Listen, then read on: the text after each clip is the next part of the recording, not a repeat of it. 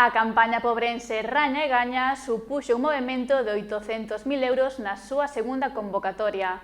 A iniciativa repartiu arredor de 600 agasallos cun valor de case 15.000 euros. A segunda edición da campaña Raña Gaña acaba de concluir despois de que se puxese en marcha no 27 de novembro para incentivar as compras nos establecementos de proximidade e, polo tanto, vigorizar a actividade económica do municipio. Segundo informa a Concellaría da Promoción Económica, Charo Varela, esta convocatoria igualou o éxito da primeira, pois supuxo un movemento de aproximadamente 800.000 euros.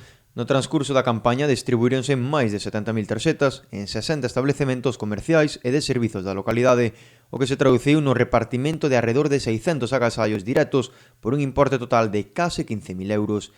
Entre os locais integrantes figuraban tendas de roupa, alimentación, deportes, centros de estética, xoiarías ou informática, traducíndose en agasallos de diversa índole, dende produtos alimentarios a sesións fotográficas, tratamentos de beleza ou complementos, os cales son só algúns dos exemplos.